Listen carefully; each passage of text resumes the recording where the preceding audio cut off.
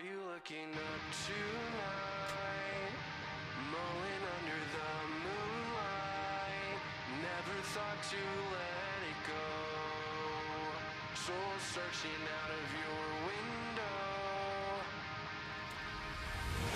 Days, never sleep unless your head's by mine. Holding on to what we call divine. Do you think we're running out of time?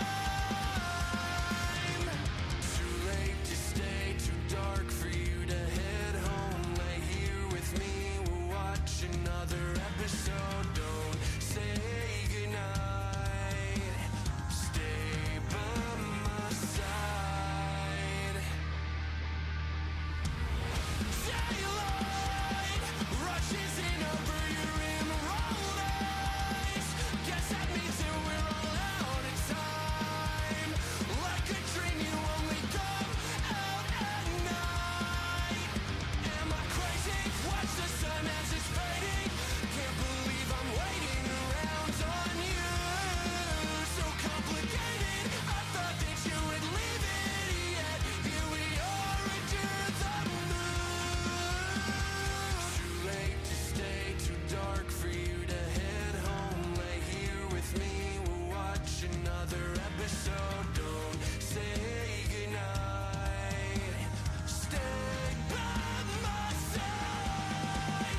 Too late to stay, too dark for you to head home. Lay here with me, we'll watch another episode. Don't say goodnight. Stay by my side.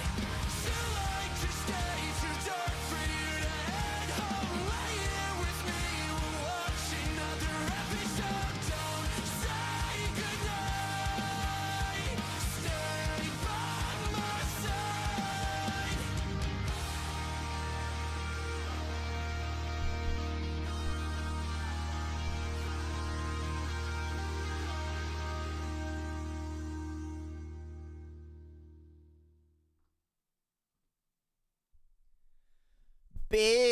Big result for City in the Premier League. Massive. Battering Liverpool 3-0. Obscene performance by lots of those City players today. Arguably all of them. We absolutely deserved to win today for a myriad of reasons. Liverpool were just not at it today, whereas we were able to exploit their weaknesses wonderfully well in a very similar fashion to the way that we were able to bypass Bournemouth. Very, very similar way of playing from City. So what we discussed, the Bournemouth performances, there's going to be a lot of overlap and parallels between the two. And that's not a surprise. It was the exact same starting 11 from City as against Bournemouth compared to Liverpool. It's no surprise that they played in a very similar fashion. Although Liverpool didn't play as well, Liverpool didn't play exactly like Bournemouth did, so it presented different challenges to City. But ultimately, the positives from that style of play, the positives from that structure, is what tore apart, I'm going to say, Liverpool's midfield in particular. There was lots of chat before a ball was kicked about, is City's midfield going to dominate? As we discussed in the tactical preview, just because we don't have the physicality of Gravenberch and Szoboszlai in the centre necessarily, just because we can't necessarily match them up, there's more than one way to shear a sheep.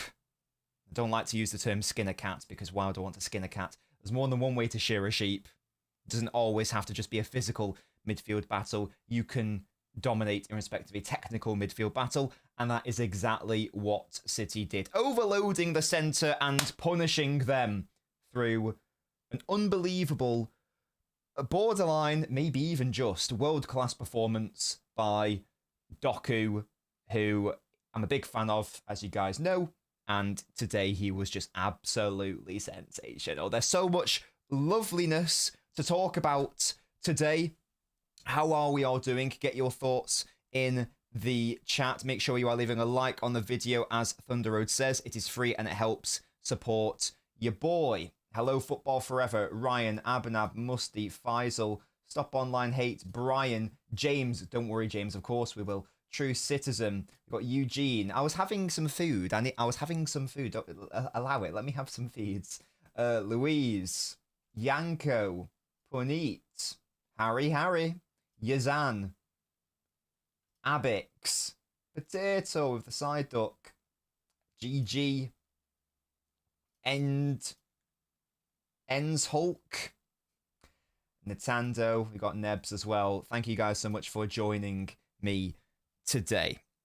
Would you guys like to see what I've been working on? Look how sick this is. It's Darth Vader's TIE Advance. I haven't put the final wing on. It's not done yet. I need to put the final bits on. But look at how sick this guy looks. Look at how clean this build is. Oh my god. So that's going to be wall mounted in the games room. Look at how sick it is. That's the most important bit of... Shut up, mate. That took me hours to build. It's so intricate. That's clearly more important and interesting than the game. Let's talk about Lego. No, let's talk about the game, shall we? The exact same midfield... Sorry, rather, the exact same team as against Bournemouth. So it was going to be a very similar... It was always going to be a very similar style of play. And that's what we saw. So we had the back two... Because there was lots of conversation... We had the conversation, didn't we?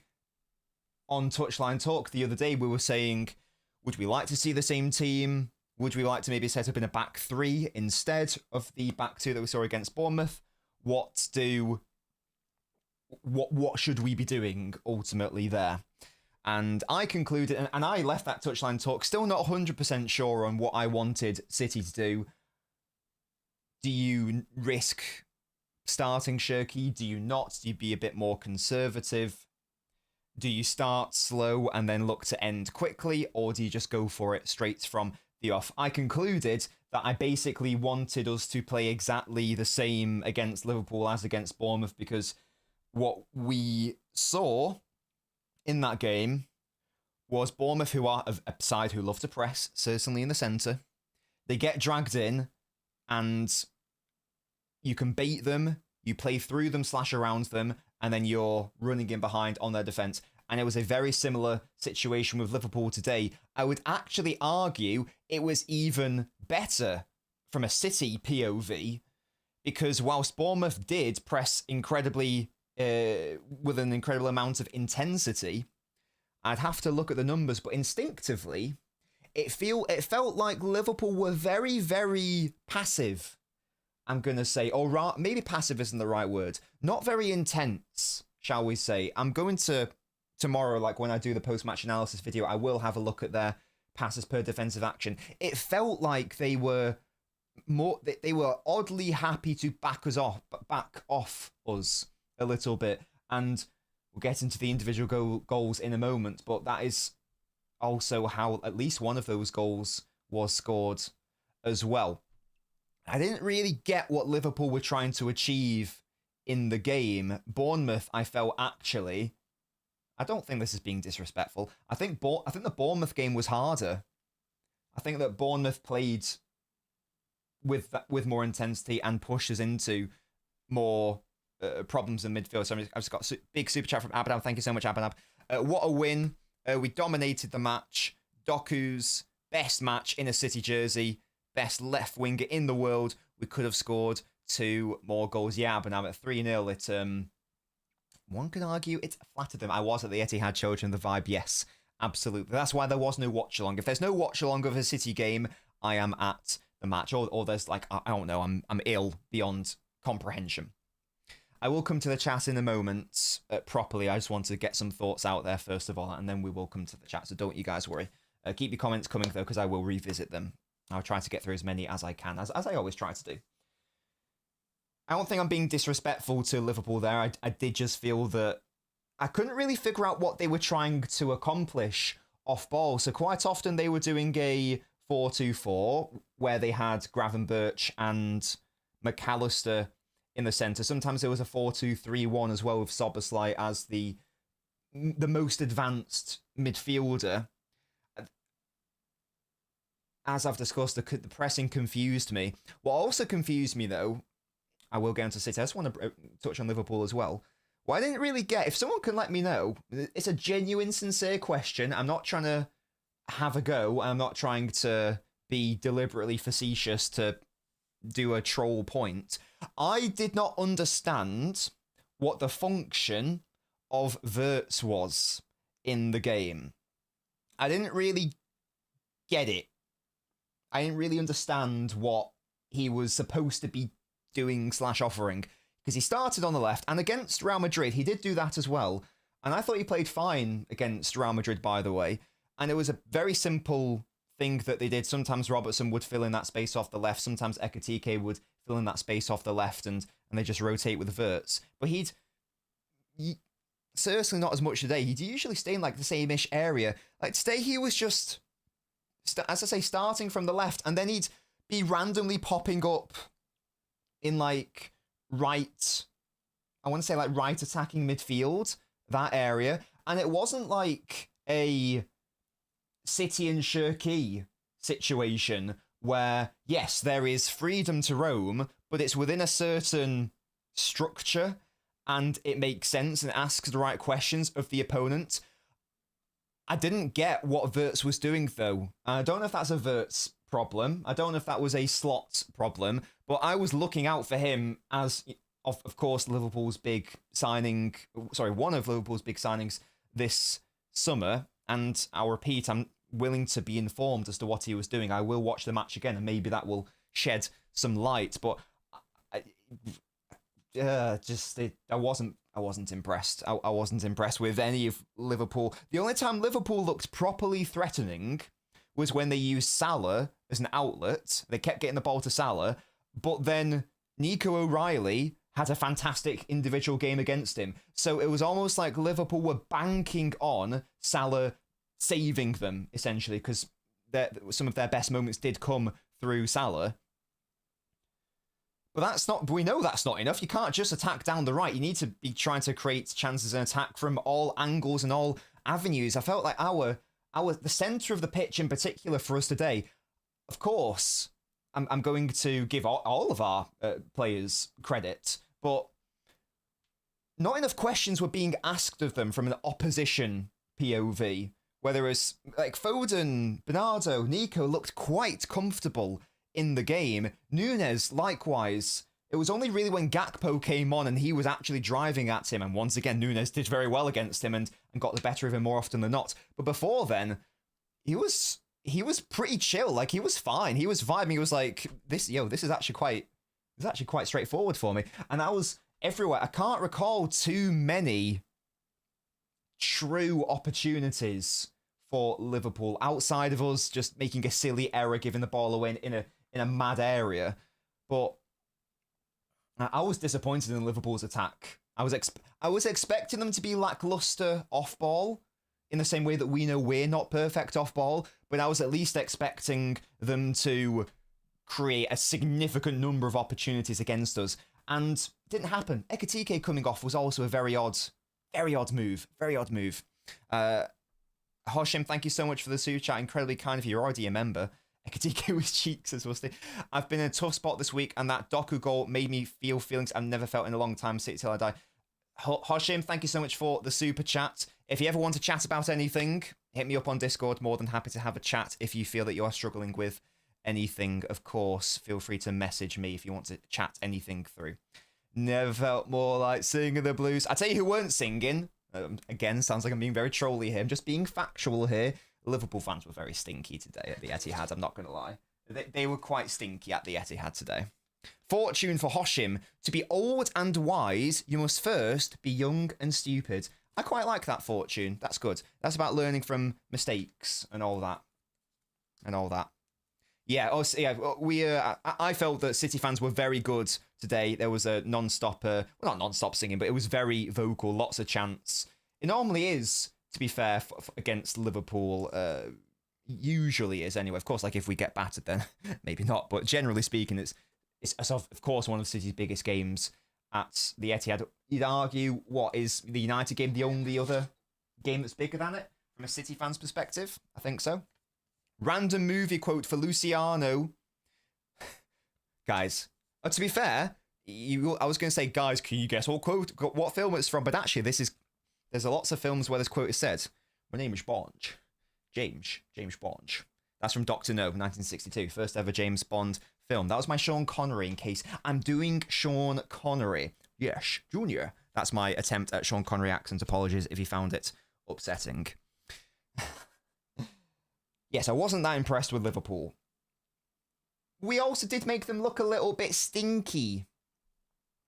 We did make them look a little bit stinky as well. And we played very well also. So let's have a chat more about City more so. We'll talk about the overall structure. Then I'll come to the chat, and then we'll maybe talk more so on the individuals. 3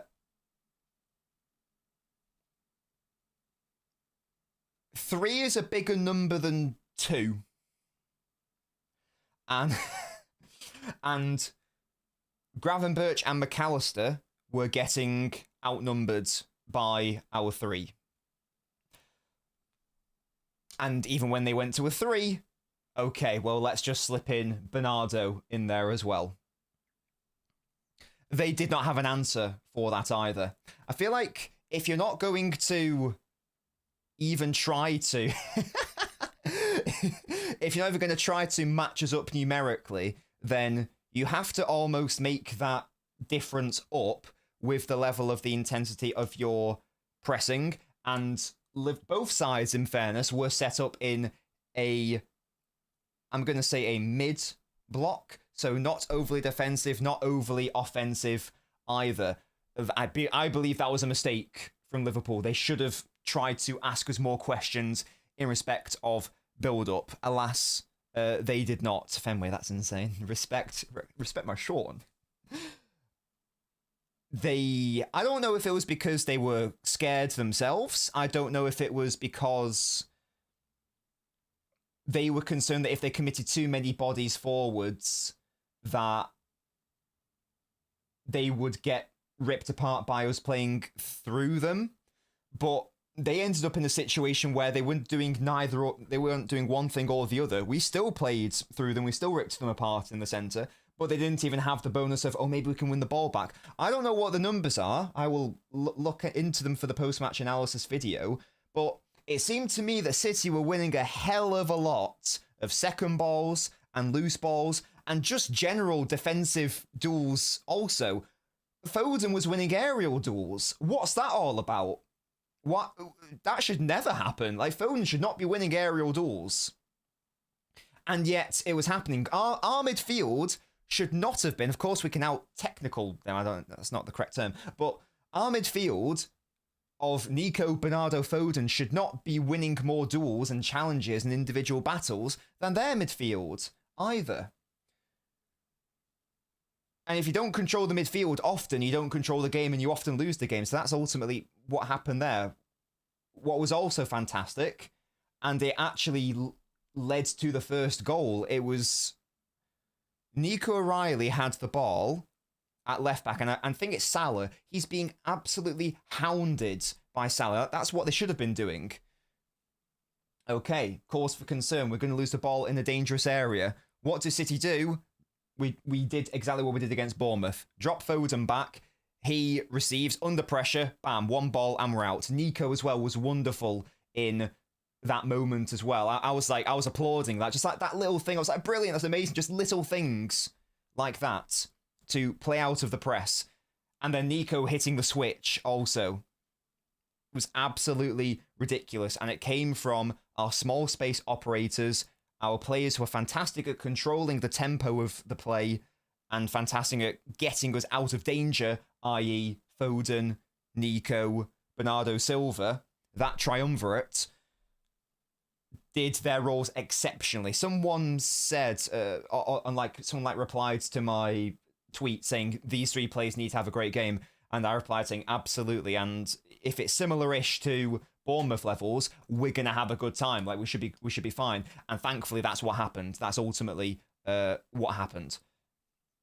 So big up to them, because that essentially made Liverpool's press, which was half-arsed anyway, seemingly for a lot of it, non-existent. So they did absolutely fantastic. Doku is picking up central zones. Shirky picking up central zones as well. And Slots did not fix it throughout the entire match. Of course, they had more chances in the second half when we basically won the game at 3-0 up. But he didn't do enough to address it at the time. Clearly, the threat was there. And it was almost like he was sort of looking at it. So that's a big, what am I going to say? I'm not going to say asterisk, but it's a mark on his managerial work that he could clearly see what was happening in the entirety of that first half, and then he didn't actually make changes that remedied the situation. In fact, if anything, his changes actually made it worse. I'm going to come to the chat, and then I want us to have a chat about the individual players, because we've not even really spoken. I've talked about structure and setup and system, but we haven't even spoken about Haaland, Doku, Nunes, O'Reilly. I mean, I could name literally basically every single player. I could name basically every single player from that match. Actually, 3 is bigger than 2. Remember the penalty miss? Oh, it didn't get off to a good start to Mario. I was hoping for a watch along. Yeah, sorry, Clutch Clips. I was at the Etihad. Disallowed the Liverpool goal played in our favour, and I've heard it's contentious. I've not seen the stuff back because obviously I was at the stadium. As I understand it, it got ruled out because he was Robertson was allegedly in the way of Donnarumma or something. I don't know.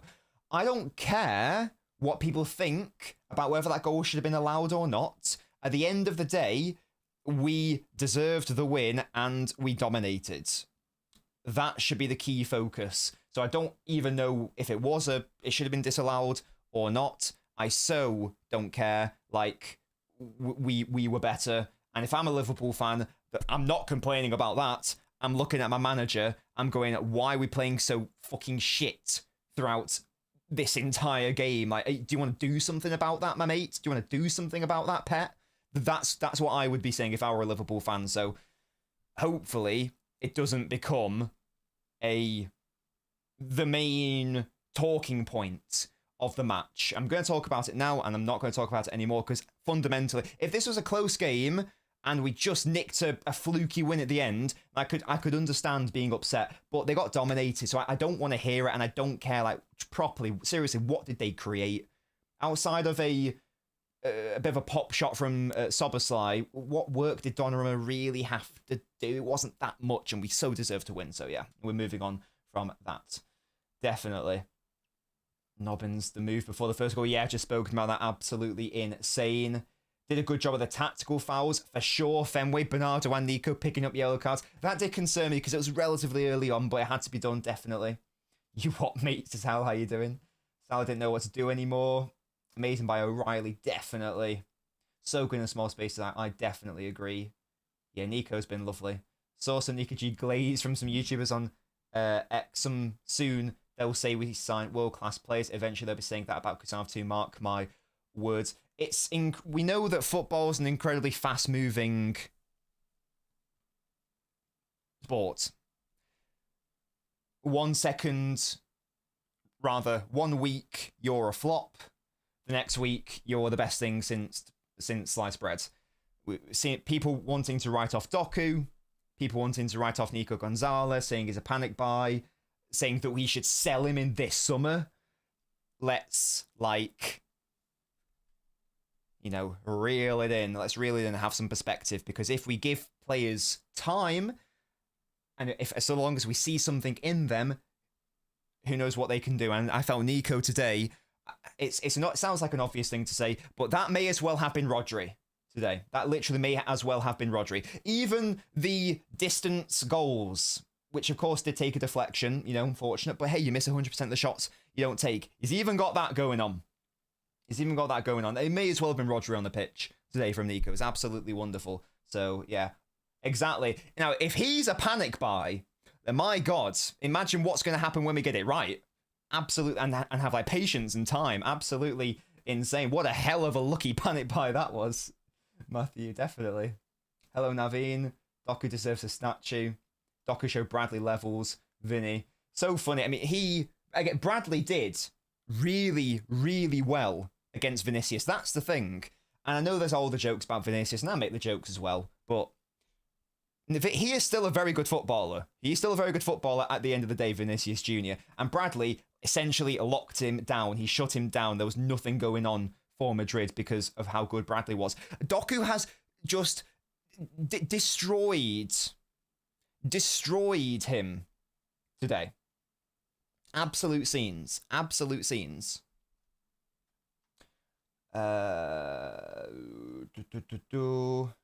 Rodri was quite good today. Exactly.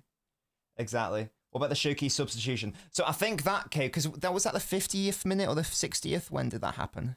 53rd minute. I think at that point, Pep decided that what he wanted was to have a bit more intensity in his off-ball shape. And we know that Savio's going to offer that more than Shirky. So it was a defensive signing, but I think it's a substitution. But I think that makes sense. It was just because he wanted, I think at that time, City may be waning a little bit in the game. Perhaps he'd obviously seen something and he wanted to amend it. Oh yeah, I do remember that, to be fair. Yeah, in fairness. I know Rodri's disguised, Nico just can't prove it. The 5 Bernardo, this Bernardo guy was so good. Yeah, that was, I'm not going to lie, that was a little bit rash. I didn't quite like that. I'll tell you what I did like today, though. I know he wasn't under that much pressure. I did like his distribution today. He was dinking it over Liverpool players a few times. That's probably his best distribution game. That was very lovely to see. I'm very happy with that. I feel as the third goal is a good example of what his opponent tried to match the numbers in midfield, specifically the fullback. City would try to find their own fullback on the wing. Yes, a very similar, both the third goal against Liverpool and the third goal against Bournemouth, very similar in that sense. You're absolutely right there, matey. I agree with that.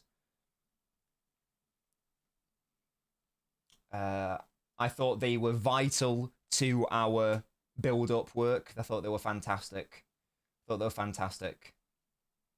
Bernardo keeps... I know I've not learned a lesson because he does performances like this and it's so obvious he's still got so much class if used properly in the right games as well. And we will have to move on from him at some point, but there's a little thing in the back of my head going, cheeky 1 year extension? Cheeky? I don't know what to think about that. But he's moving me with performances like this when it matters most, because we know that we have, and thankfully we didn't struggle today and we didn't struggle against Bournemouth. A big reason as to why we didn't struggle in build-up was because of Bernardo and Nico and Foden being so good. So he has really helped us in that sense.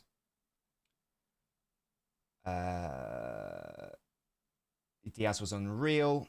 Only criticism I have is we didn't make it 5 or 6.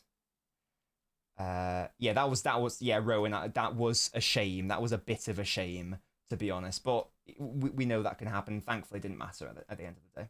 People are crying for Nico to make switches. I always say if there's a run, he'll make one and stay for that third goal. Orion made a run. Yes, definitely AP. Absolutely. Even for the first goal, I think he did a cheeky little switch as well out to Nunes. Was it? I think when we got the pitch for the first goal, it was really, really good to see. Yeah, the penalty was stinky. Yeah. I don't like... Go high. Get it into the corner. Go high into the corner, please. Please. You're clearly good enough to do it. Stop with the shit low ones. I don't like it. Because if the goalkeeper guesses the right way, you're going to have a bad time. Go high into the corner. Come on, mate. Did Liverpool press? Not that much. Sometimes they did, but it was a little bit stinky. Oh, don't you worry, Harish. Don't you worry. I like that little nickname, by the way, having the 8 instead of the O. Yeah, he was absolutely wonderful. Erling looked drained, says Eugene. Nunes should take the penalty. You know what? I thought Nunes was gonna take that penalty because he was intimating, like he was stood on the penalty spot. I was thinking, I mean, he was sick in that Community Shield's penalty shootout. Would he? But would Haaland give it up again? So, but obviously he didn't. And Haaland should take the next one. He should still take the next one. Of course he should. You know, I think he's taken one penalty, and it was like in a friendly. I'm pretty sure. I can't remember him because I definitely had a section about Shirky for penalties, and I put a clip of him scoring a penalty against Liverpool, but it was a friendly. I don't think he actually took them. No, I know he didn't take them for Lyon. Certainly not recently, anyway. Yeah. He scored one in the UEFA Youth League in 2019, so he doesn't take penalties. The only one I could find of him taking a penalty was against Liverpool in that friendly, and that was with his right foot. I think it was because I was making the point about, you know, people say he's left-footed, but I mean, look, he does his set pieces with his right foot. Like, it doesn't actually matter what foot. It doesn't actually matter what foot it is. Yeah, so I don't think he's actually taken a... No, he definitely hasn't taken a senior competitive penalty, which is interesting. Oh, no doubt, Fenway. He does strike you as the sort of player who would twat them in perfectly. I do definitely agree with that. Ah, that's fair as musty. We're still yet to score. I don't know if that first goal counts as a set-piece goal, because there was a...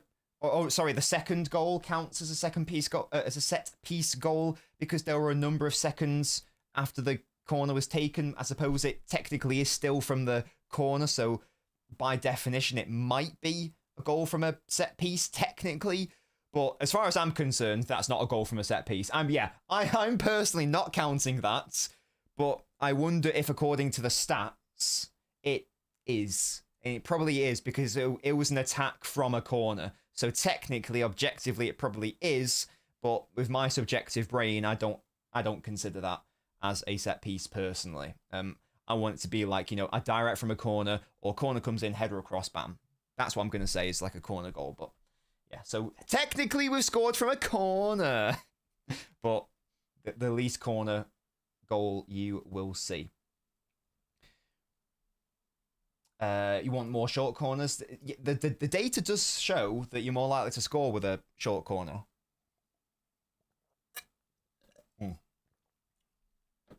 Okay. Let's have a chat about individual players now. Let's do some gushing, and let's talk about who do we even want to start with? I mean, is there anywhere else to start other than the man of the match himself? Surely not. Shall we go into a bit of detail about him and how lovely he was and how brilliant he was? Yeah, shall we? Shall we have a chat? Yeah, let's chat about Jeremy.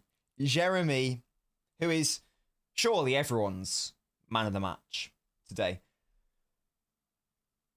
That is his best game in a City shirt. I think that's fair to say. Even before the goal, he could have not scored that wonder goal today, and I still probably would have been of the mindset that it was one of, if not his best game in a City shirt. He was absolutely fantastic. Who laughed at Etrucism will have them. We'll batter them, yeah? We'll beat them up. Ridiculous. Even when Doku's got this knack of when he dribbles at you, he will, even if the dribble isn't like a clean take on, he will still somehow, and it's not luck. It's not luck that what happens is he dribbles, it technically hits a defender, but he still gets past him and ends up having the ball. And he like bundles his way through. He's almost barging his way through. There is no way that is luck, because it happens so often. And if like this action is repeatable and it continues to happen over and over and over again, oh, true citizen, yeah, that's the thing. Then that is definitely not a coincidence that he bundles his way through and is still able to get away with it. So like, even when like Bradley would put a foot in and technically win the ball, Doku still ends up with it and it comes off his chest and he's still going. Strong, because he's able to out-muscle the opponent. Yeah, exactly, Fenway. He shows his strength to still get there. The amount of times where he was, of course, when it's a 1v1 against Bradley, there is only one winner. Even when he was 2-on-1, though. And that's insane, because we know that if a winger is doubled up on, you want him to get some support. He didn't even need that support today. That's how locked in he was. But for Foden's slight miscontrol of a Doku pass, he would have created an excellent opportunity as well. It seemed like everything he was doing was fantastic.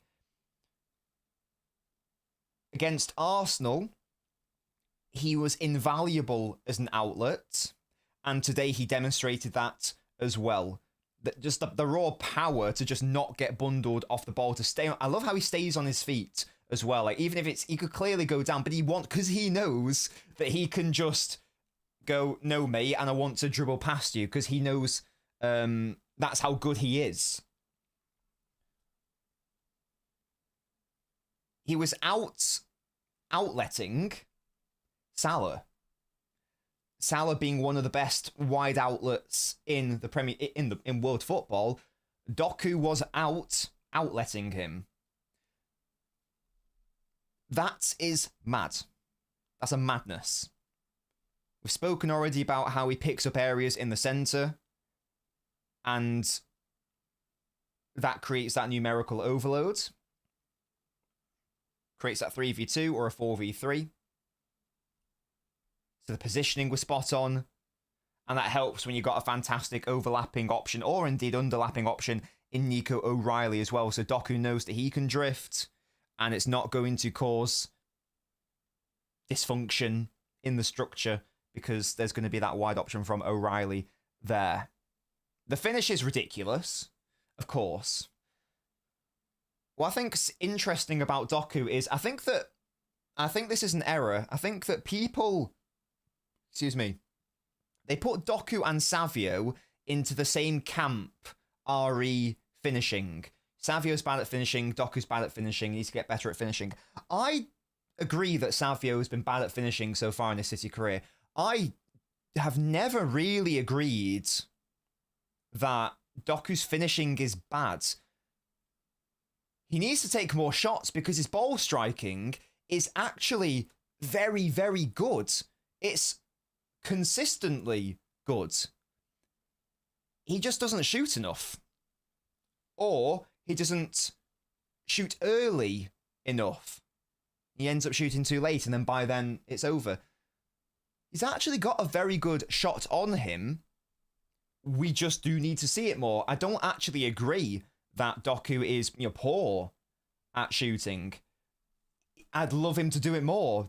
Once again, the ball striking is so there. He scored a number of really impressive goals like that. This wasn't like a fluke. Today, was it against Bournemouth where he scored an equally beautiful goal? In the Club World Cup as well, we saw that. Do that more, please. Hopefully he can use this match as a springboard, as like a confidence booster, to just keep those goals coming. I don't know what his exact output has been this season, but I'll repeat, he could have, I'm going to look it up now, he could have done nothing today, and he still would have been man of the match. I don't care. That's how impressed I was today. So that's his first goal in the Premier League this season, but it's his third in all competitions. I'd love him to shoot more. Have that confidence. You basically know you're going to beat your man. And if you can make that a consistent, reliable weapon, then that is like an Iron Robin level of tool to have, where you cut inside, and your opponent knows that you have the ability to cut inside, but just because Bradley knows, or thinks he knows, what Doku's going to do, we as Doku believers know that's irrelevant. Just because you know what he's going to do doesn't mean you can stop him. The two are not the same thing. You know that Haaland's going to be here, he's going to be there, he's going to be receiving the ball up there. You can't stop him, though.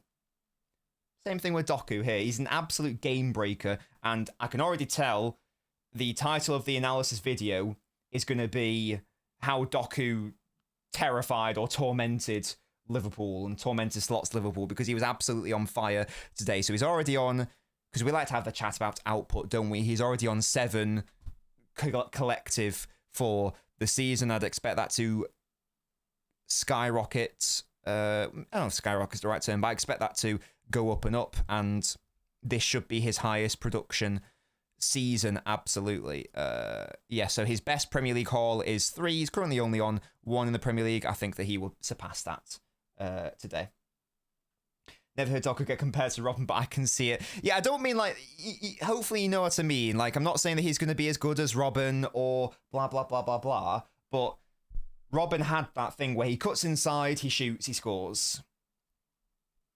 Doku has the tools to unlock and the weapons to unlock that, because he can always get into those positions. That little, and this is another reason why you need to play Doku not at right wing, because he has that little shimmy where he beats the man, he goes onto the right, and there is nothing you can do about it. There is literally nothing you can do about it.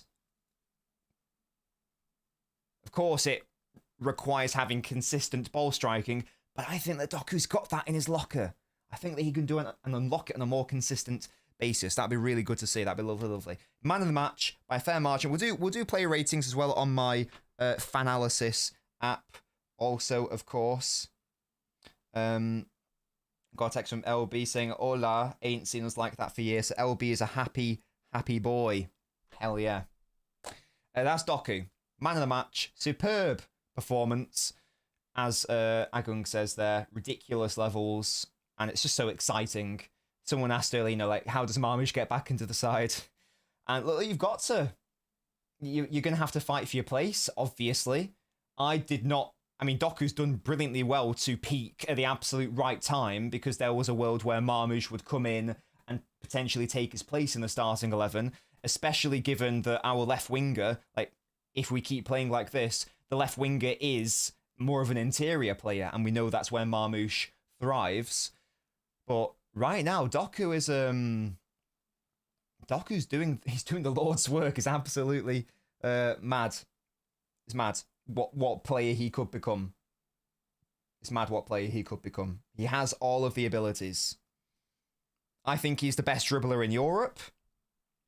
You know, more often than not, he's going to beat his fullback. You can't say that for the vast majority of wide players. He's getting the support this season. Ridiculous. And he's so young. Yeah, exactly. He's 23. 23. Why can't he get even better? He will get better. Absolutely.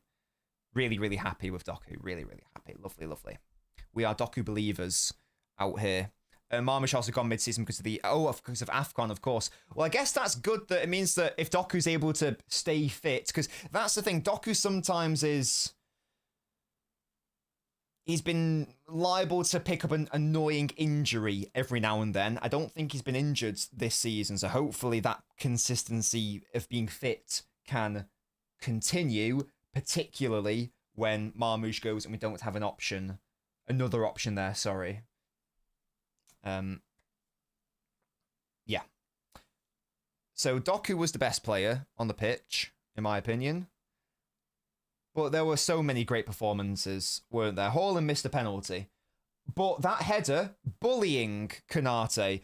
Konate is a bit of a weird one. Like, sometimes he's great, and then sometimes he's really shit. And thankfully for us, like, this was the latter, with Haaland absolutely bullying him a number of times. Not just for the goal.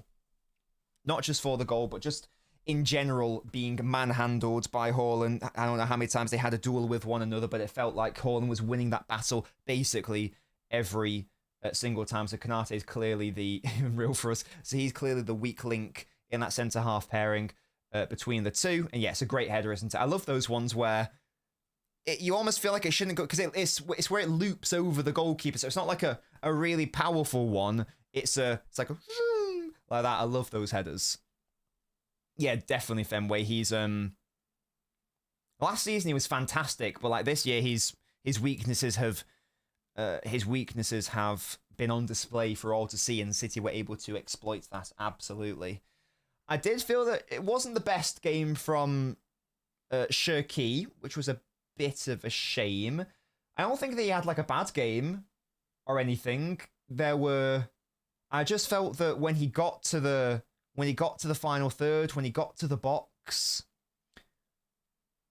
he had to shoot earlier or he had to pass it, and he just didn't. Yeah, exactly. He was fine. I'm not going to say he was bad, but he was all right. There was one moment, though, in fairness, Shirky played this ridiculous ball to Haaland. I don't even really understand the angle that made it work, but it did work, and Haaland ran onto it.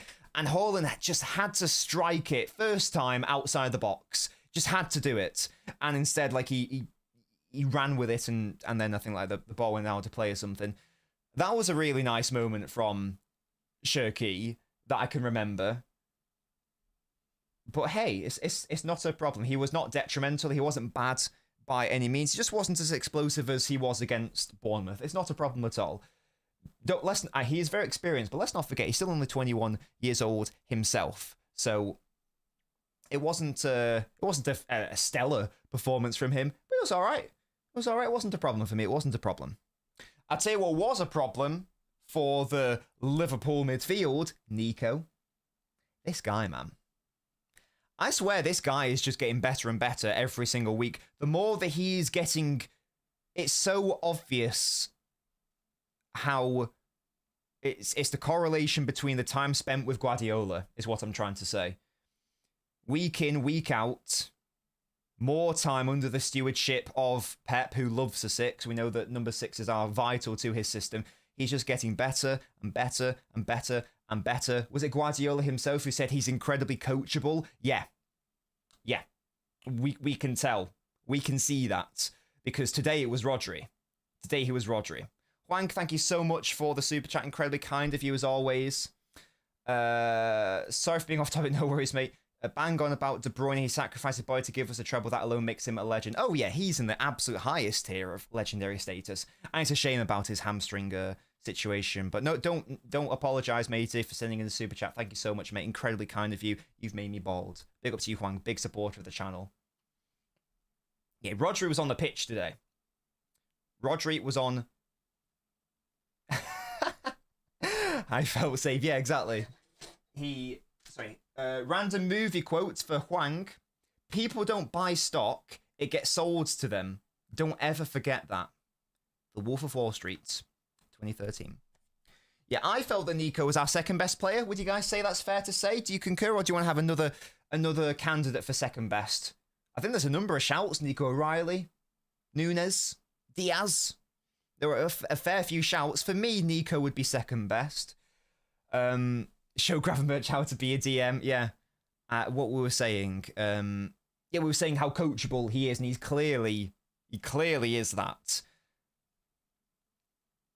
Whilst he didn't play this role for Porto, and this is why for me it's so impressive how quickly he's adapting. Of course, it's not like the number 6 role is new to him, because that's where he played for Barca when he was coming up the ranks in La Masia. So it's, of course, not alien for him to be played like this.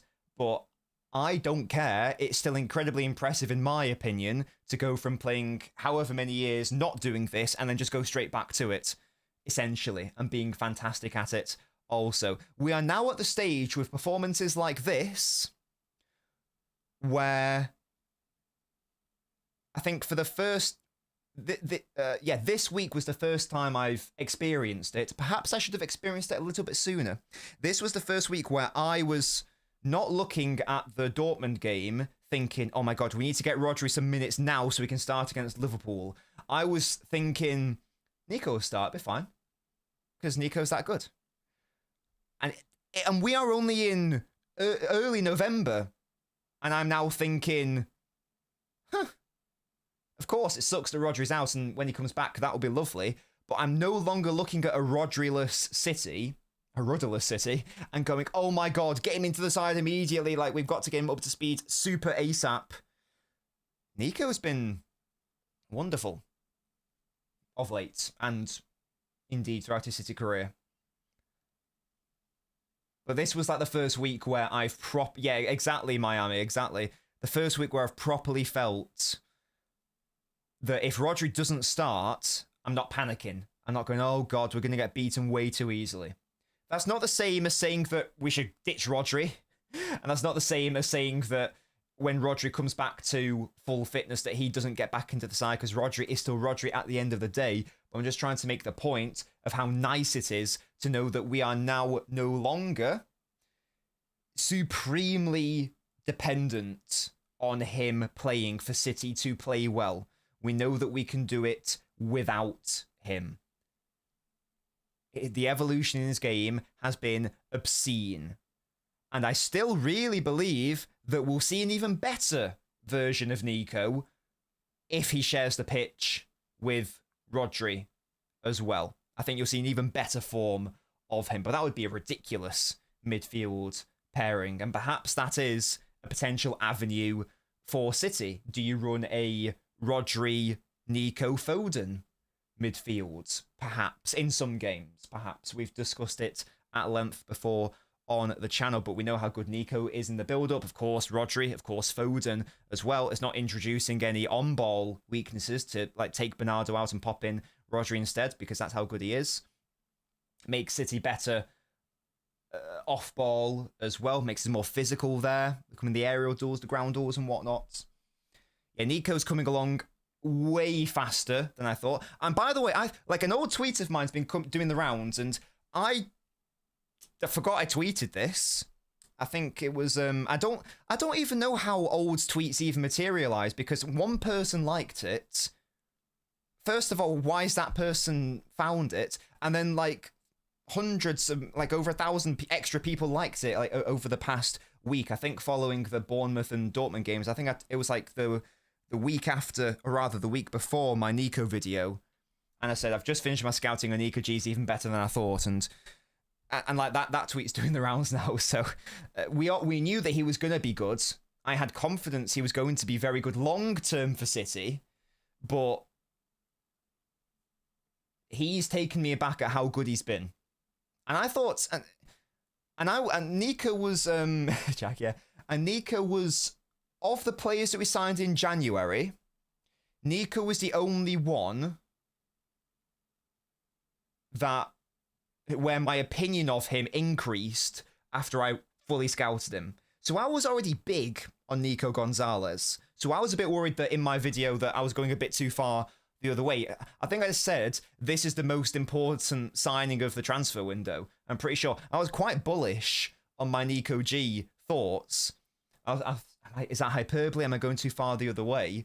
But I know. I think that's a fair, valid statement if we're now concluding that City can feel safe without Rodri in the starting 11 against Bournemouth, against Liverpool, against Dortmund. It's not even like these are baby teams either. These are some very good teams that we've been playing. Certainly big names at least. Very happy with Nico. Very happy with Nico. Shall I pivot to another Nico? O'Reilly. And I think we can talk about Nunes here as well, because I thought both fullbacks were excellent. O'Reilly, I was so concerned when he went down. Thankfully, he was okay. O'Reilly had arguably the hardest job on the pitch today. One could argue, certainly off ball, he had the hardest job. And that was dealing with Salah. Even though this hasn't been Salah's best season, he's still a massive threat. And he's still a wonderful outlet. And I'm a big up Tom Little, we were chatting about this. And it's not a surprise that against Villa and Madrid, one of the main reasons why Liverpool looks a lot better was because they went through Salah more.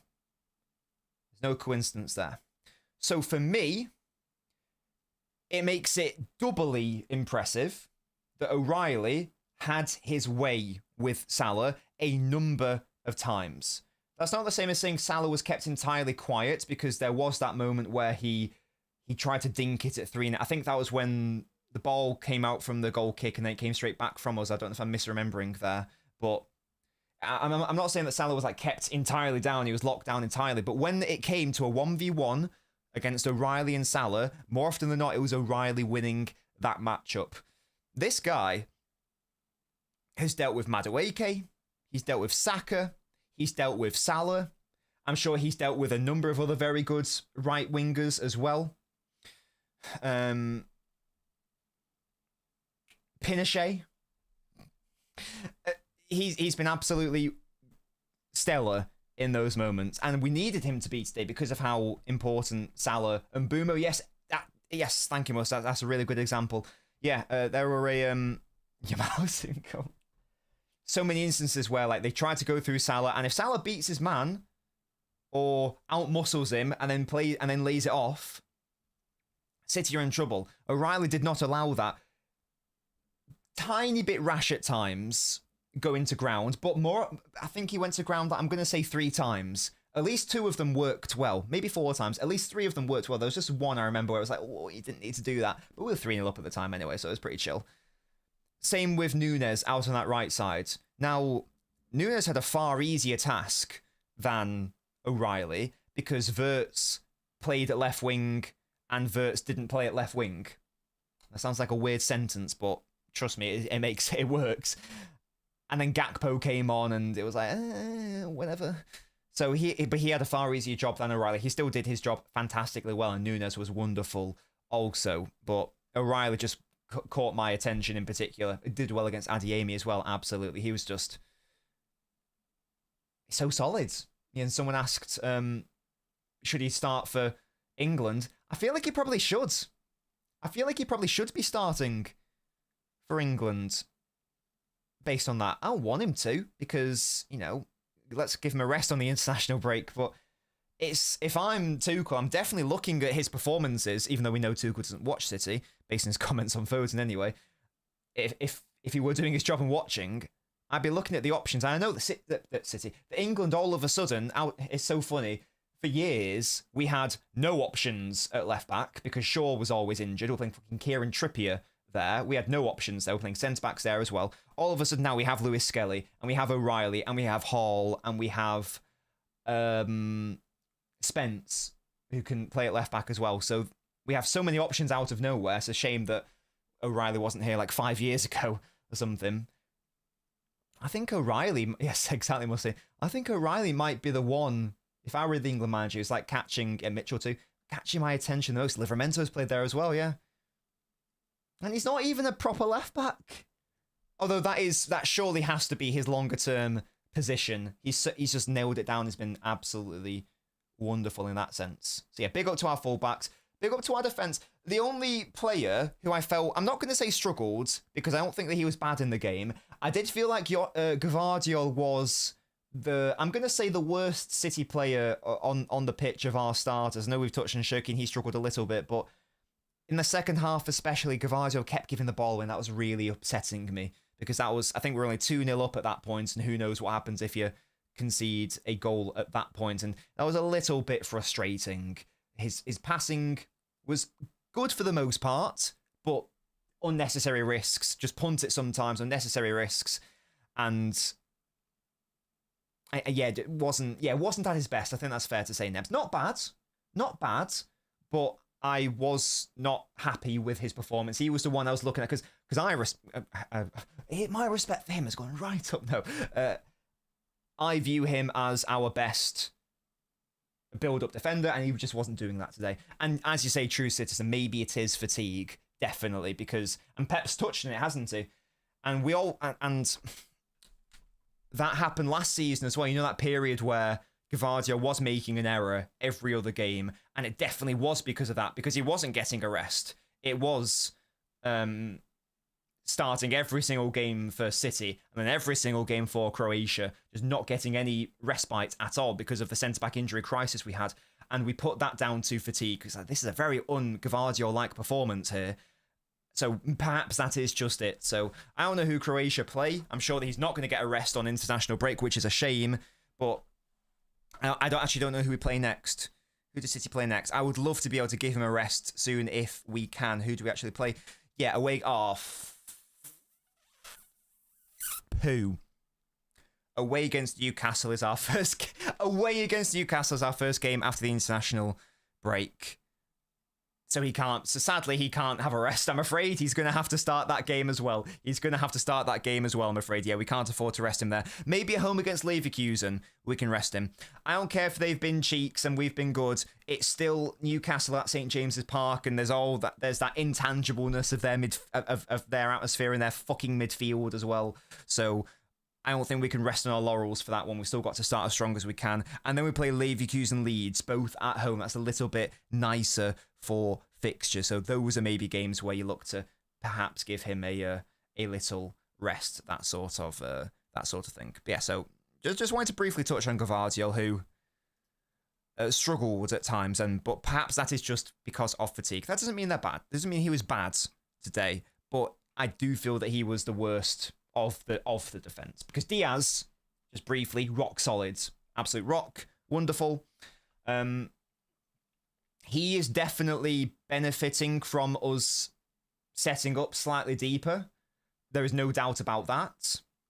We know that Diaz is a defending defender. He's our still, I'll keep saying this, he is our best box defender. He loves to do that shit. And the way we are playing, in fairness, does help Diaz. And perhaps that's why he wasn't as good last season. No, it is why he wasn't as good last season. He wasn't getting as much protection. We're now protecting him properly. Exactly, enthusiasm. We're protecting him properly by having a functional off-ball midfield, and he's prospering from that. I'm sure he's also very comfortable having Donnarumma in goal as well. That's one of the things that we touched on in the Donnarumma analysis video, the intangible of how does a centre-back become more confident based on who their goalkeeper is, and of course, they definitely do. There's no doubt that Diaz trusts Donnarumma a hell of a lot. Did we touch on Donnarumma? I think we did. I thought Donnarumma had a really good game today, and he didn't have much shot stopping to do. There was the one from Soboslai. That's a whatever save. He should be doing that all the time. But what I really liked was actually the ball playing, for the most part. There were still some moments where it was a bit upsetting, and Liverpool weren't engaging in a really high press, but when it had to be done, he was dinking little balls over, and it was really nice. It was really good to see. There was another good moment where he prevented a corner going out as well. I'm not going to talk about the sweeping attempt because that upset me a little bit, but overall, I actually did like... Yeah, exactly, enthusiasm. I did like that. So, overall, I felt that he had a good game as well. That was really nice to see. Definitely not going to respect the sweeping, was he? Definitely not.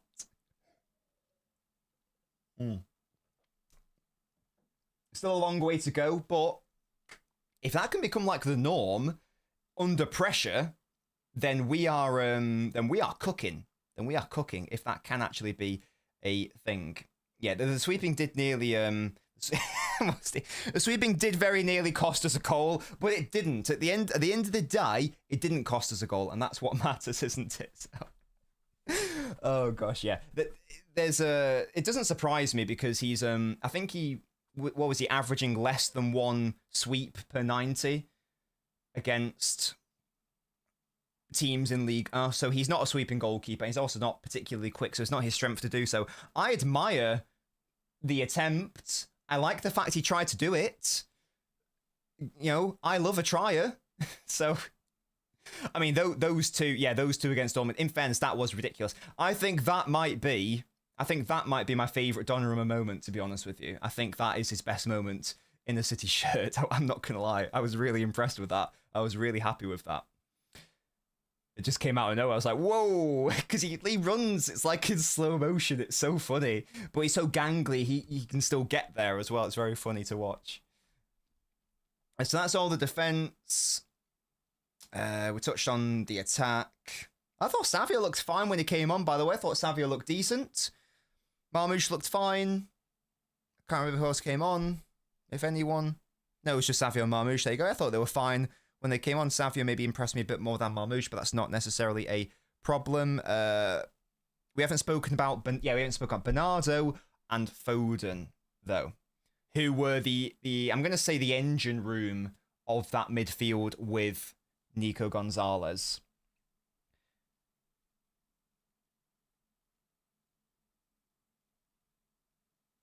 That's maybe Bernardo's best game, perhaps, this season. He was exceptional. This is how you have to use him if you are indeed going to use him, because he's still got it in those deeper phases. He's still got it.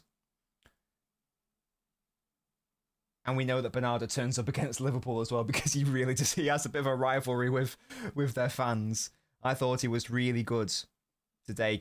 It's one of those solid, quiet performances from him where it's not going to catch the headlines or whatever, but if you actually watch the game, exactly, Sachin, yeah, similar setup to how he played against Bournemouth.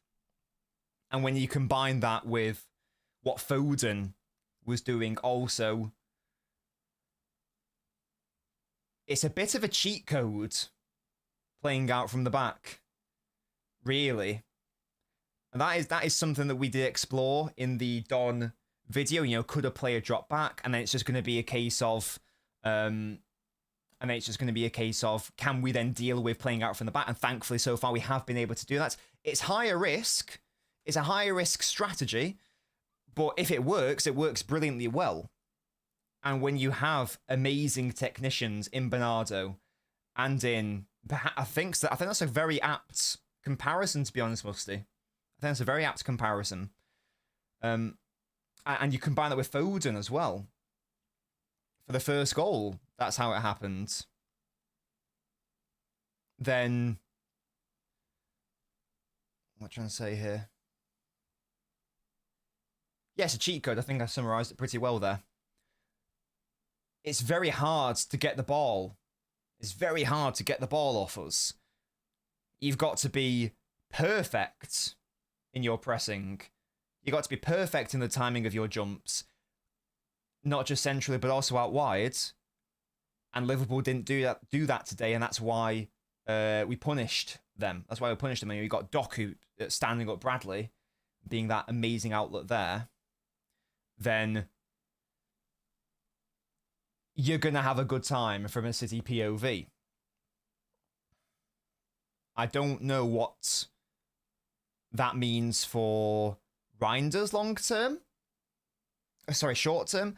I don't know what that means for Bernardo medium term. I don't know if we should just cut ties, or do we do a little cheeky extension? I don't know. I actually don't know.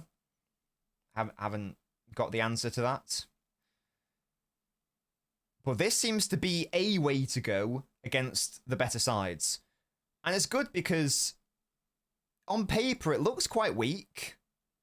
It does look quite weak when you see a midfield of Nico, Bernardo, Foden. And it is definitely overall physically weak. Foden isn't particularly strong, and Bernardo isn't... Well, I mean, he's deceptively strong, but he's not Jude Bellingham or Declan Rice, is he? But it goes to show that if you have that level of control and measure, it doesn't really matter. Hasn't really mattered so far this season anyway, when we have played like that. So that's also very positive to see. And off ball, once again, at the start of the stream, we said how Liverpool weren't that impressive. But once again, how good were Bernardo and Foden off ball, out of possession, running for everything? I don't know what Bernardo's numbers are for running, but I do know that I think before this game, Bernardo and Foden led the way for ball recoveries. We already know that Foden was 5th in Europe for distance covered. Would not surprise me if Bernardo were up there as well, per 90 as well. So when you have both of them on the pitch, that can be circumvented to a slight degree. I think there's definitely a very good template there. Bernardo isn't a long-term option. He can't be, because this might be his last year. Foden, thankfully, can be a very good long-term solution. I guess now the question becomes, if we're looking ahead to next season, the season after, when Bernardo's no longer here, and we want to play in a similar manner, of course Foden's going to be playing there. How do you best partner Foden in that midfield? Musty says, can Nico be that guy? Perhaps, I don't know. Perhaps he could. Because he would bring that physicality also. Ideally, Reinders will just get used to that role, because we have discussed many times how Reinders isn't yet as comfortable in those deeper areas, but Reinders is, I promise, is a very press-resistant player, and I think he can become that guy. Definitely think he can become that sort of player.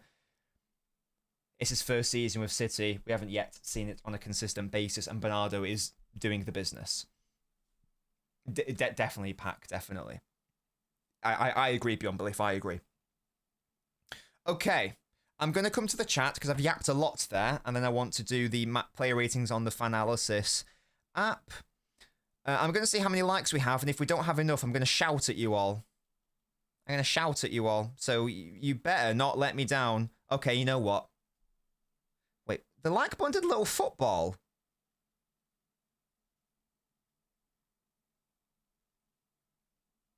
Because I like my own videos, yeah. I you know. Does it do that for you guys? When you like the video, does a little football emoji happen? That's sick. So it knows we're talking about football. That's kind of sick. I never knew that. Cool. We have enough likes. I'm not going to shout at anyone. I still want more, 250. But that's sick. I didn't realize that was an animation. Exactly. If you want to see a football animation, like the video, that's kind of class.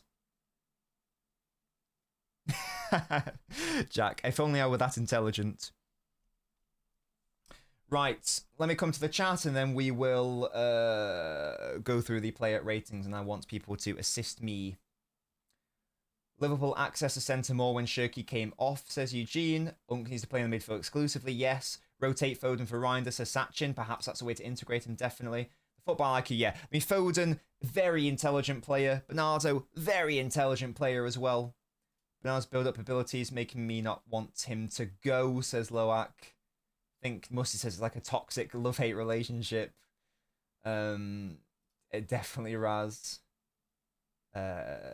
Both were very good. Those who don't know ball will still be saying they did nothing, though. I guess that's a really good way to identify whether you are having a football conversation with someone where it's worth your time. If they look at a game like this and you ask them, what do you think about Bernardo today? What did you think about Foden today? And if they go, oh, they were like bad or didn't do enough or didn't impose themselves on the game, then you can probably walk away from that conversation, to be fair. It's one of those, isn't it? I think he could, definitely. Yeah, I like Reinders a lot. O'Reilly looked knackered. I think a lot of these players did in international break, so less rigorous football to come. Might get an engine room midfielder, says Cisco. Late here, no worries, Abraham. You mentioned Marmoush as a better option than Docker to run behind. Does Docker performance change your mind? I don't think so, because Doku is still a player who does in general prefer the ball to feet. Marmoush naturally does prefer to run it behind, so they're still like that as players, but I tell you what, I'm very happy that Doku started today. And I mean, this was the easiest read ever. It was like when I predicted the Arsenal lineup. 11 out of 11 with the lineup. Yeah? Easiest read, and it's a shameless claim. I don't care. I'm claiming it. Your boy did it, yeah? 11 for 11. Yeah? It was so obvious, but I don't care. I did it. I'm a big boy, man. Oh, God. Just noticed the football. That means that you didn't like the video before. I'm only joking. Yeah, exactly. Is Shirky's performance because the Liverpool setup or should be a concern that he's not as good when starting, says Zach. I just think that it was to do with decision making. That's all it was today from him. I think that will come with time on the side. It's not a problem for me at all. Not a problem for me at all. I appreciate you. Liverpool are below United. Oh my God, are they? Can United stop getting points? It's quite frustrating. Oh, it says hey. Oh, yeah. Yeah, you're right. Oh my God. What are they playing at? Hello? Wait, Liverpool only have a +1 goal difference. Oh my God, that's so bad. So they're behind on goals scored because they got the same points as United. They've got the same goal difference, but they're behind on goals scored. Oh my God. I didn't realize their goal. I guess it makes sense because they lost a lot of games. I just didn't realize it was only +1. That is, I was going to make a joke that that's like a Man United goal difference, but it's not even a joke. It's an objective reality. Yeah, they don't draw. They go gung-ho, don't they? Jesus, nearly as many losses as wins. That's insane. Yeah, 5 is mad. 5 is mad. That's how many Mancini City lost altogether in 11-12. We drew 5 and lost 5 that season. I use that season as like the standard in my head of, because that got us 89 points and that often wins the title, but sometimes you need 90, whatever. There you go. So we are, and Arsenal dropped points. We haven't even spoken about how Arsenal dropped points, by the way. Arsenal dropped points yesterday. Big up to Sunderland, man. Granit Xhaka always rated you, yeah. That was big. So big up to Sunderland. The gap is only 4. I'm going to say it again, guys. There is a team that can, emphasis on can, win the title this season. I'm so convinced of that. The only question is it a season too soon for us? Is it a season too soon? Not sure. Time will tell, of course. But I think that we aren't as far away. And it's early days. I don't think we're as far away as many people were making us out to be at the start of the season, where people weren't even giving us a chance. They weren't even giving us a chance. We're still in there. If we can just keep it close until the new year, when hopefully all of our new signings are available and have clicked, there is a world where we can properly compete for it and take Arsenal to the latter days of the Premier League. A lot will depend on Arsenal, of course, and I do agree with Musty. I do think it might be a season too soon, but it's exciting regardless. It is exciting regardless. Be happy if Bernardo stays, says 6LO. O'Reilly to unlock Doku. Doku. Hope Tuchel watched the game. We've spoken at length about O'Reilly. Love that, Phil. Oh, yeah, that was really nice. That was a really good moment, wasn't he? Yeah, like Foden absolutely he tore apart Verts, didn't he? Van Dijk was ratty. He was. He literally was. Yeah, it's quite funny. Yeah, it was easy. It was easy. He studied him. I'll have to watch the interviews after. Liverpool league goals, over 300 million strip. Yeah, that is a bit madness. Yeah, big up to Sunderland, man.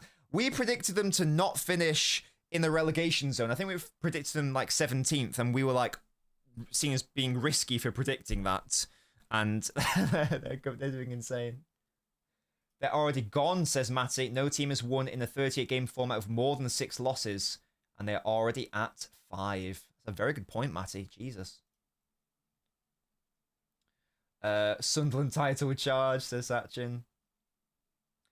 Ainari will be leaving for AFCON, Eugene. Yes, he will. Player Forever is feeling optimistic. That's got ragdolled. He did.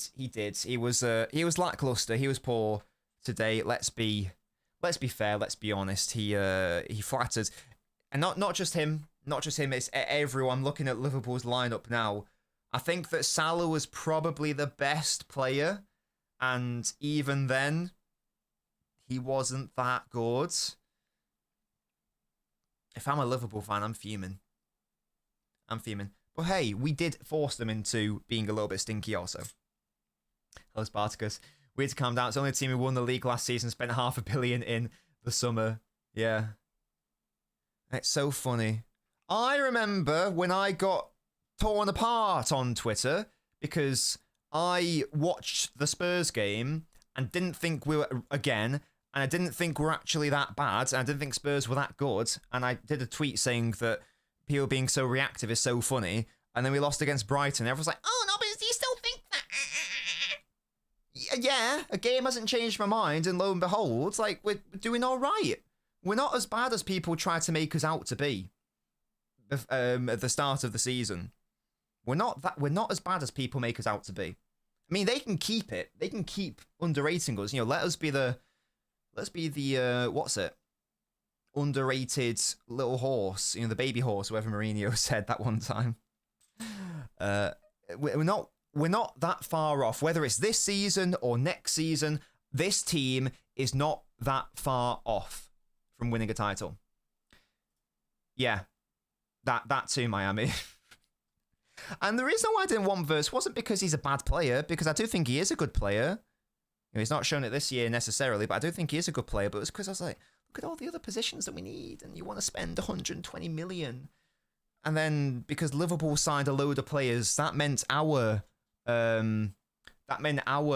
signings all of a sudden were shit when it was announced that they would be getting Verts and Ekatike and Isak. All of a sudden, all of City signed bums and nobodies. Guys, when are we going to learn? When are we going to learn? We need to chill. There is a saying when diving with sharks, the most dangerous shark is the one you don't see. Damn, that's cold. That's cold. Right. Shall we, with the final bits of the stream, shall we do some player ratings, guys? I'm doing this through the Finalysis app. It is a new sporting app that I do player ratings on and also write match reports on. So let's go through the team, shall we? Let's go through the team. Excuse me, I'm going to have a little think.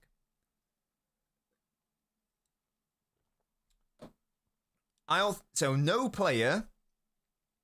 I don't think any player is going to be below average today. Every player was at least average, all the way up to brilliant. So I think today we're going to see a lot of 7s. Certainly at least 1 9, maybe an 8 or 2. But I think it's going to be primarily 7s throughout this rating thing. The rules are as follows. Average is 50 or 5, whatever you want to use. Just make sure you're using decimals. You can do it out of 100 or out of 10. Just make sure you're using decimals if you so desire. They don't have to be whole integers. Average is 5 or 50. Above average is 6. Good is 7. Great is 8. 9 is brilliant. 10 is perfect, and you can have it in between. So if you felt that a player was between, a good and great, then give them a 7.5 or something like that. Let's start, shall we, with Donnarumma, who didn't have too much to do, thankfully. He did do a decent save against Soboslai. He had that one moment where he rushed out, and it was very upsetting, and, we nearly conceded a goal, but we didn't. I thought it was good from corners for the most part. I thought his distribution was actually good today, which I liked. Anything else to say about him? I thought he had a good game. To be fair, I felt he had a good game. What do you guys think? What do you guys reckon? We're doing it one player at a time, so don't tell me what you think for O'Reilly. 6 says user. 6 for Footy Forever. 7.5 for Chico. 7 for Mez. 770 for Sachin and Ben. 7. It doesn't matter, Jack. They can do whichever they prefer. You can do it out of 100s, because that's what I do it out of, but if you prefer to use decimals, that's not a problem either. Spartacus, shut up, mate. 9 because of his aura alone, amazing. I'm thinking because of the slight bit of rashness, I'm going to not give it a 7. I'm going to get a very high 6. I'm going to get a very high 6. I'm going to say 69. Like, we're literally on the cusp. So it's essentially he had a good, solid game. Just that little moment has upset me a little bit. So that's what's in the way for him. But overall, I felt he had a good game. So that's a thing. Ruben Diaz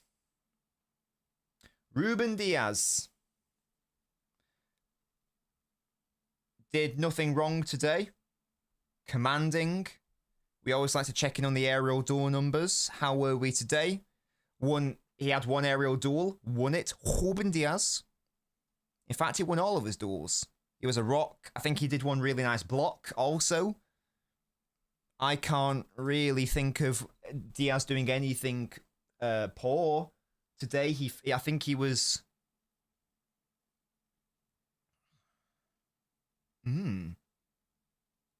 was he great? That was the word I was going to use. And I think it's appropriate. I don't think that he was good. I think he was better than good. Yeah. I'm going to give him a low 8. Low 80. I'm giving him a cheeky 81. I'm giving him a cheeky 81 because I really liked what I saw today from Ruben Diaz. That's definitely not how you pronounce it, but I don't care.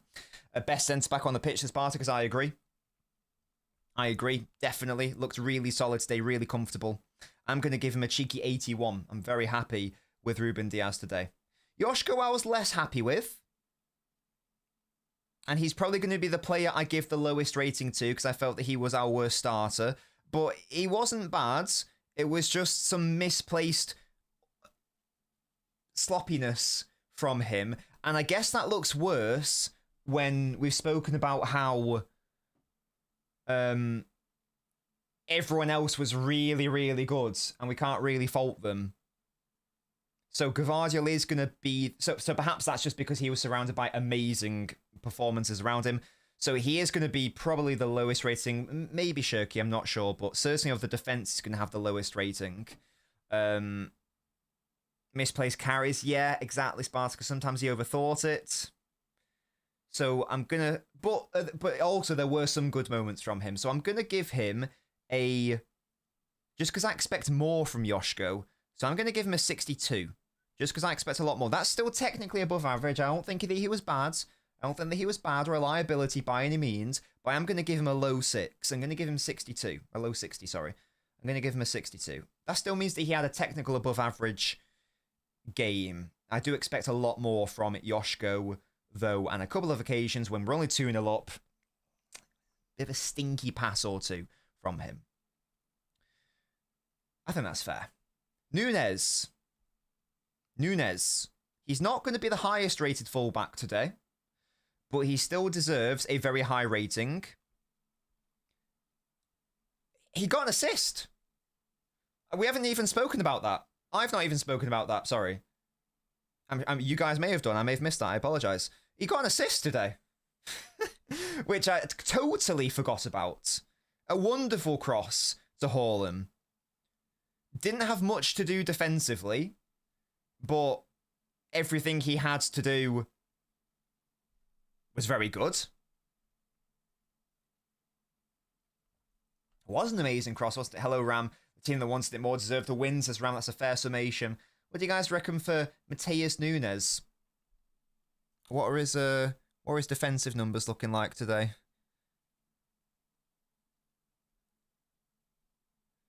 Yeah, solid defensive numbers as well.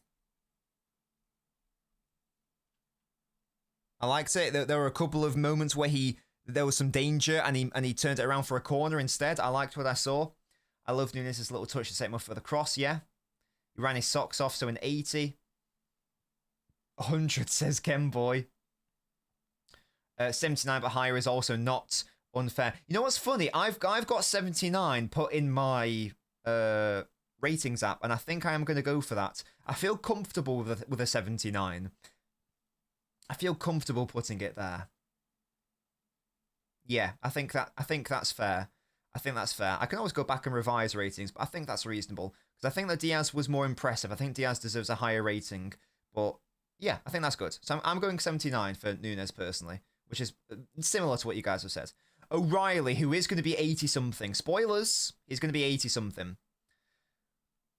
Didn't get a... Oh, wait, no, yes, he did. He got an assist. Why do I not remember that? Did he happen to play the pass to Doku? Is that what that was? Did he happen to pass it to Doku? Because I didn't even realise he got... I was about to say, no, he didn't get a goal contribution, but, like, he actually did.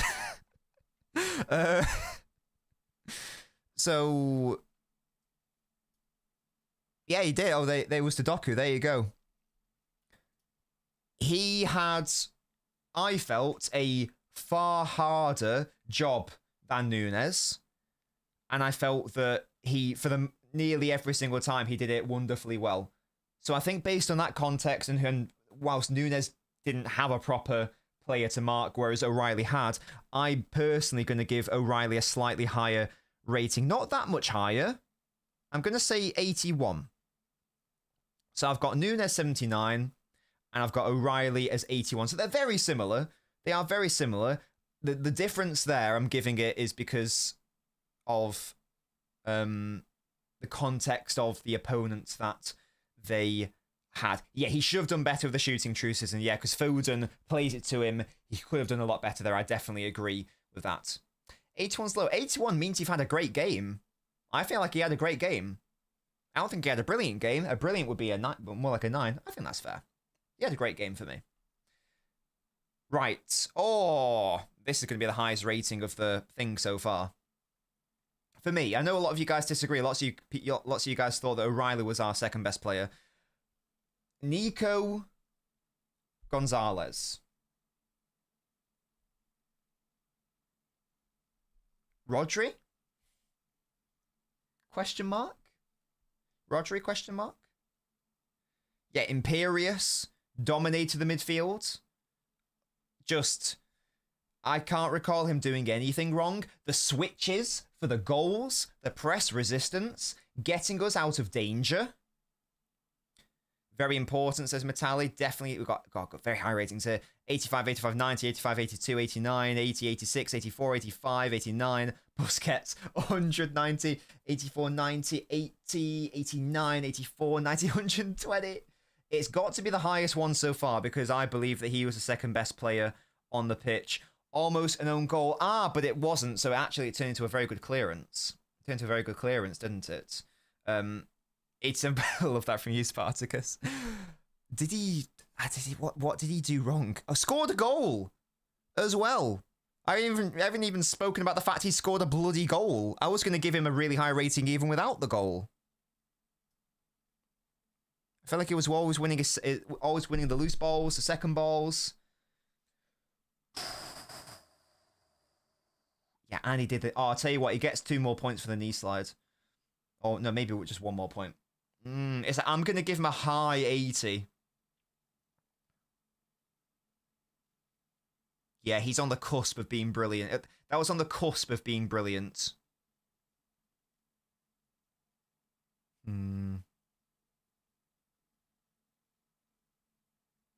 Just debating. Do I go the whole hog?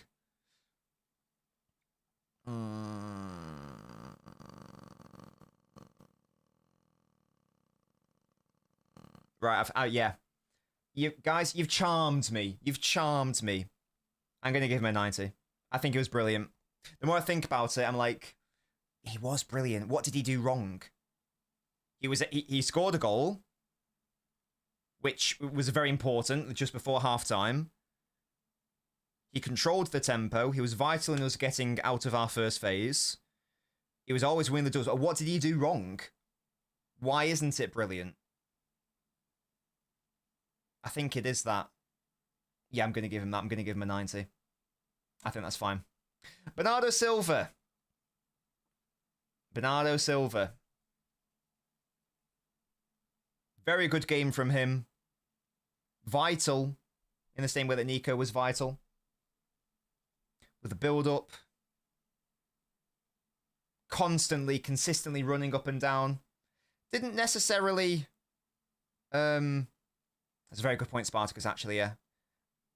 Very good point. Oh, no, okay, I'm knocking it down to an 89 based on that. Yeah, you remind me you got a yellow card. Yeah, you're right.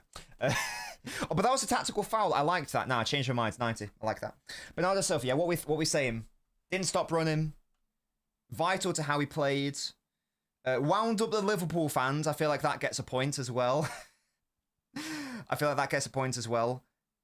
I thought he was great. Quietly great, I'm going to say. Got an assist. Again, I'm guessing that's the Nico goal. I can't even remember anyone getting an assist apart from Nunes, but obviously they must have done. Yeah, Bernardo had an assist as well, technically. Of course, it was more about the goal, but still, nevertheless, he still technically did get an assist. I'm going to give him probably a low 80, I think, because that would... Do I think Bernardo had a better game than O'Reilly? Have I undersold O'Reilly on an 81?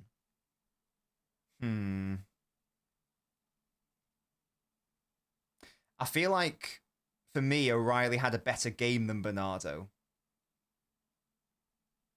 I'm going to bump up O'Reilly to 83. I'm going to give Bernardo an 82. That's what I'm going to do. Yeah. That makes sense in my brain, I think. Yeah. I'm more comfortable with that. Yes, that's better. So I bumped up O'Reilly for a couple of points. Bernardo, I think 82 is fine. It's harsh, do you reckon?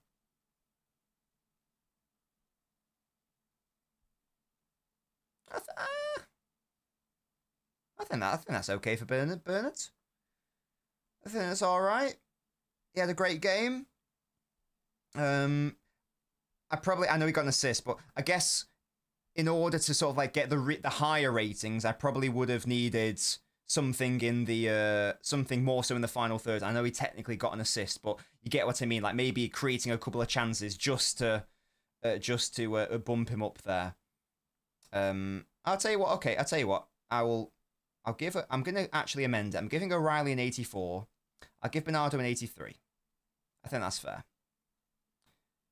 I'm gonna rank Foden lower than Bernardo, but not that much lower because Foden was also really, really good today. In fact, I felt he was great today. I'm gonna say the word. I'm saying the word. Great is 8. If I'm giving Bernardo 83, I feel like Foden should be like 1 or 2 below him.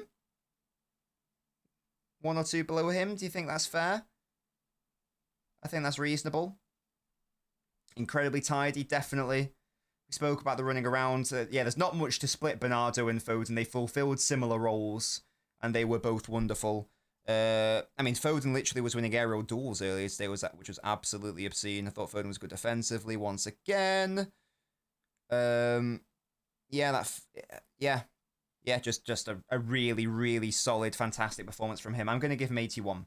I'm giving Foden an 81 there. Haaland, who is not. Wait, I'd call that a pre-assist and the shot from Nico as an assist and Van Dijk as the goal scorer. Shut up, Spartacus. Yeah, definitely. I think that's fair, true, City. He could have done better with a pass from Doku, so that's slightly impacted his rankings. He did miss a penalty, but he also scored the opening goal. Yeah, he's not. I don't think he's going to get into the 8s because I don't think that he was better than Foden today, for example. And Foden's just on the cusp of the 80s. So I'm probably going to give him a high 7 based on that because at the end of the day, he did bully Konate and he did cause a lot of problems for Liverpool's defence. He could have done more, and that sounds silly saying that he obviously scored the most important goal of the game, but he could have done more, and he did miss a penalty. Yeah, I think that's right, Jack. Yeah, 79, 76, 76, 78, 78, 77, 73, 77, 75, 75, 78, 75 for Sachin, 75 for Football Forever. I'm going to go 76, because he still had a good game. He still scored a goal, but he could have actually done a little bit more.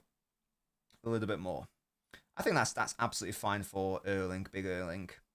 Should go his 100th goal, yeah, definitely. Still a good game from him, though. Still a good game. Okay, Shirky might get the lowest rating here, and that wouldn't necessarily be unfair.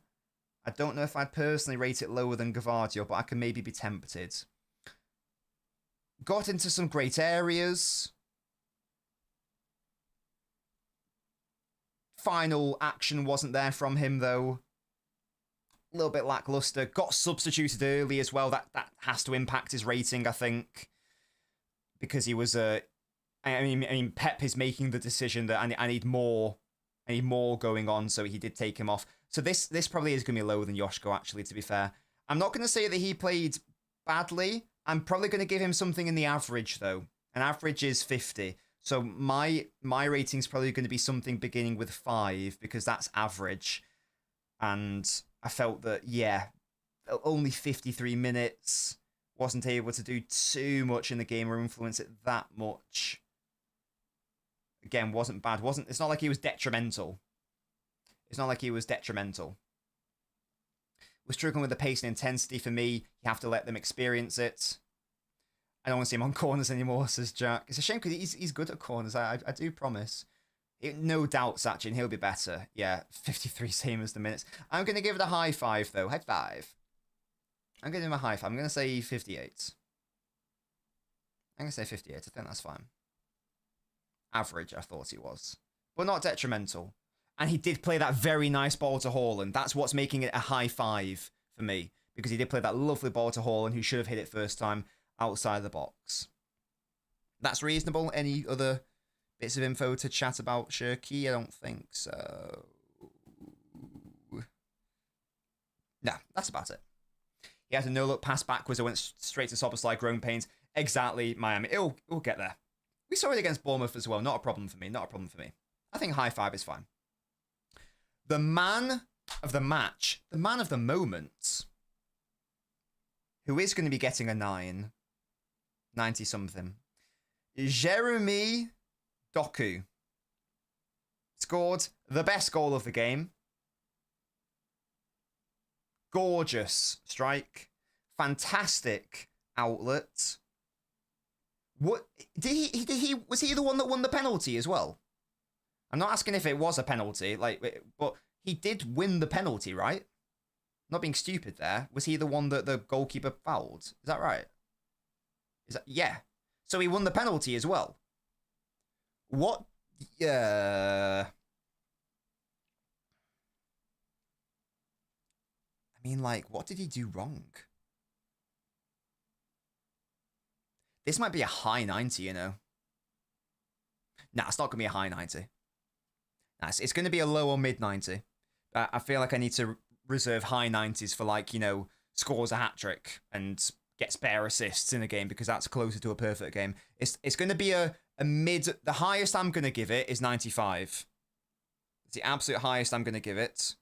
And I'm having a think. It's going to be 90-something, though. Not passing the ball. That did actually annoy me a little bit, Sparta, because he should have released it a lot earlier. But then he won the penalty, so, 100, he's prime Messi. Mamardashvili clipped him. Says Miami Snoopy. Big game, 1 goal, win a pen. I can't give him 100. 100 means that you've had a perfect game. That means you've had a perfect game. And Doku didn't have a perfect game today. It was wonderful. It was wonderful. Yeah, he was wonderful, wasn't it, Beyond Ultra? What am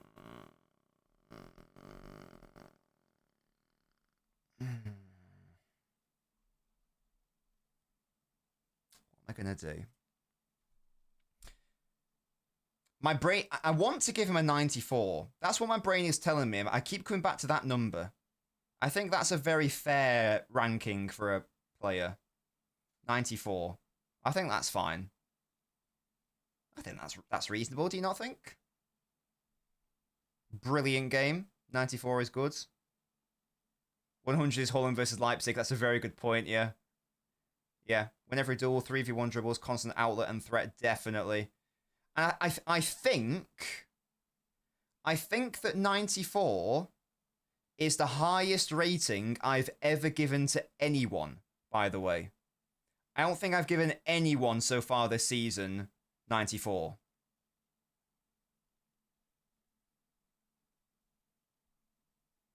I think the highest I gave was 91 or 92. Perhaps. No, 93. 93. I'm giving it 93. Yeah, there we go. I feel better now.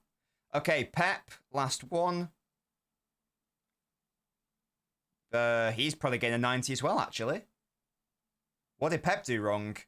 Starting 11 was perfect. It's exactly the same Bournemouth side as against Bournemouth.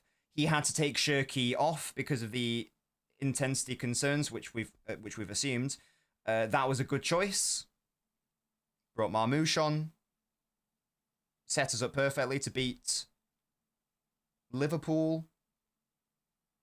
Smart. I thought it was smart. I'm not gonna give him a higher rating than Doku because Pep needs to get 100 because of his 1000th game. I'd feel wrong giving him a higher than Doku. I'm gonna give him a 92. I'm gonna give him a 92. I think that's fine. I'm not gonna rate the subs. I don't tend to rate the subs unless I felt that they were mental in the game. Oh, was Wenger's? Was that the one that Chelsea battered them or something? There we go. All submitted. I'm happy with that. Lovely. Thank you guys so much for helping me with my player ratings. It's very lovely of you. And is there a way that I can see everyone's average? Oh, that's just the best 11. Interesting. So this is based off all of the City fans, I assume. City's best rated player is Haaland on 78 as an average. That is as an average, which is interesting. It's very, very interesting. Cool. Good stuff. Good stuff. What a beautiful evening this has been, guys. What a beautiful evening this has been. Just having a bit of a chat about a battering. That pissed me off bad to Spartacus, yeah. I think I am also a tough grader, I won't lie. I think I'm quite tough, and I've given Ryan's like a 30-something before. I'm pretty harsh if I feel it's apt. But I think it's harsh, but I do think it's fair. At the end of the day, it's harsh, but I think it is fair. I think it's fair. I'm happy with all those ratings. Any absolute last final thoughts before we shoot off today, guys? Do let me know. There will, of course, be a post-match analysis video out tomorrow. Yeah, the video's going to be sort of like, you know, how Doku dismantled Liverpool, something like that, because he was absolutely wonderful. It was absolutely wonderful today, and he was the man of the match. So much fun stuff to talk about. There'll be a post-match analysis tomorrow, and we'll have Touchline Talk as usual. It is international break, so there will be lots of Twitch streams Tuesday, Wednesday, Thursday evening. Guys, the Football Manager streams have started every single Tuesday, Wednesday, Thursday evening. We are Cork City. I have a 5'5" goalkeeper. We're probably going to get relegated. If you enjoy my content, come over to the Twitch. The link is there, and you can watch me be really shit at Football Manager. It's a good time had by all, and it's going to be a good time had by all, of course. Thank you so much for watching, everyone. Shout out to all of my wonderful... There we go. Thank you so much, Bad Phantom, for following the Twitch. Big up to you. You are a real one. Welcome to the Twitch. Recently, there has been a restructuring of the Patreon. If you are more of an offline viewer, I'd really recommend giving the Patreon a go if you would like to support the channel, because all of my content goes up there, including this stream. So if you want to watch ad-free, then the Patreon might be the way to go. If you're more of a live viewer and you want to support, then consider becoming a member of the channel, because you get live benefits if you are a member of the channel, like Nebs, who is a beautiful, beautiful person. And here is my hall of fame with all my lovely, lovely supporters. Yeah, the Patreon's popping off. I mean, I uploaded 3 videos yesterday based off that. They're still the exclusive videos, of course, but I've had some good feedback about that. Big up to Michael for suggesting that. And yeah, I'm gonna in fact right now upload this stream to the Patreon, so if people can watch it back ad free if they so desire, away from YouTube adverts, of course. Thank you so much. Big up. We dismantle the champions. Come on, City. See you guys on LNobbins tomorrow.